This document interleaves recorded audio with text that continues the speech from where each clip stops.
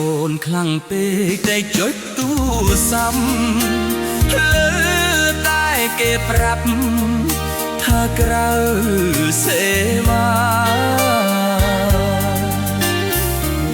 អូនជានិស្សិត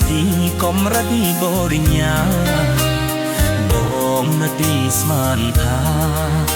ជួលសាលាហើយម៉ោង11យប់ចុចជាប់ហែហូទូរស័ព្ទចាប់រត់លឺសូរប្រោះឆ្លើយលាយនឹងសំណើបញ្ជើចត្រានត្រាយថ្មនេះទៅហើយមិនតែឡើយមិនគេអ្នកឆ្លើយដាច់ឆ្លាច់ដូចជាស្រវិន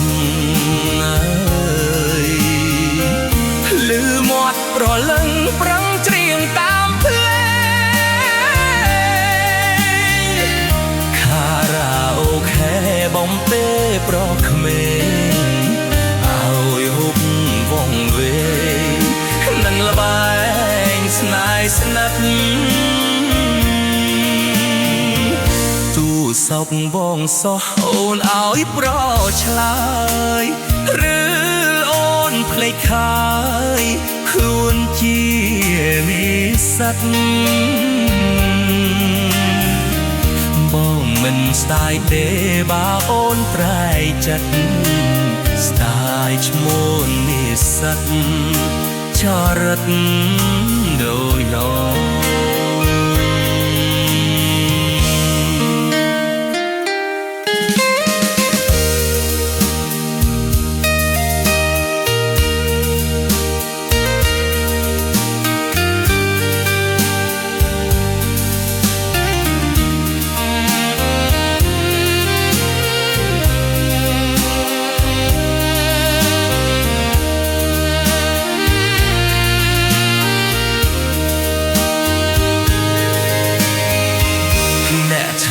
ដាច់ឆ្លាច់ដូចជាស្រវឹង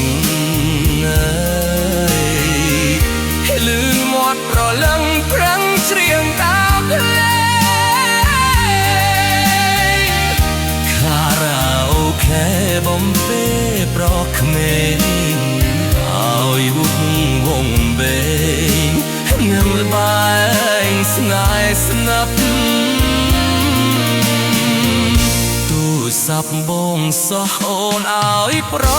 ឆ្លើយឬអូនភ្លេចខាយខ្លួនជានិស្សិតអូនមិនស្ដាយទេបើអូនប្រែកចិត្តស្ដាយឈ្មោះនិស្សិត